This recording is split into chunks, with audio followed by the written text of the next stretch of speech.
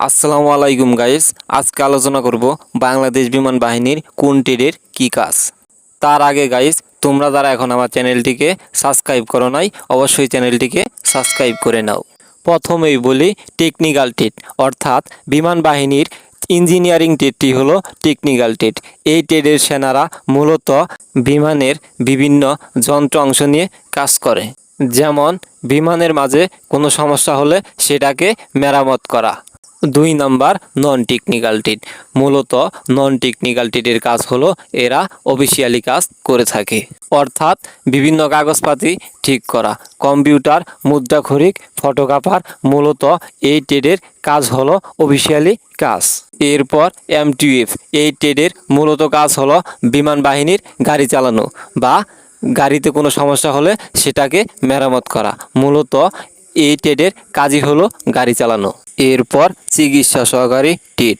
মূলত এই টেডের কাজ হলো এই টেডের সৈনিকেরা ডাক্তারের সাথে থাকে, অর্থাৎ ডাক্তারের সহযোগী হিসেবে তারা দায়িত্ব পালন করে। যেমন তোমাদের নিয়োগ বোর্ডের সময় ডাক্তারের সহযোগিতায় তোমাদের মেডিকেল করে থাকে। এরপর প্রবস টেড। এই টেডের মূলত কাজ হলো এরা বিমান পুলিশ নামে পরিচিত। যেমন নৌবাহিনীতে আছে নৌ পুলিশ, সেনাবাহিনীতে আছে এমডি জামান মিলিটারি পুলিশ। বিমান বাহিনীতে যারা বিমান পুলিশ হিসেবে দায়িত্ব পালন করেন তারাই হচ্ছেন প্রবস টেড। এরপর হলো মিউজিশিয়ান টেড।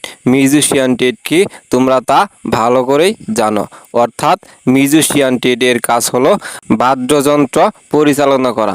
বিমান বাহিনীর বিভিন্ন সাংস্কৃতিক অনুষ্ঠানে তারা বাদ্যযন্ত্র বাজিয়ে থাকে এবং সঙ্গীত পরিবেশন করে।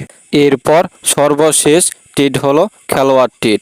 খেলোয়াড় টেড এর কাজ হলো বিমান বাহিনীতে বিভিন্ন খেলাধুলা আছে, যেমন ভলিবল, ফুটবল, ক্রিকেট। অর্থাৎ এই টেডের কাজই হলো খেলাধুলা করা, যাতে এবং আন্তর্জাতিক খেলাধুলায় অংশগ্রহণ করাই হচ্ছে এই টেডের মূলত কাজ।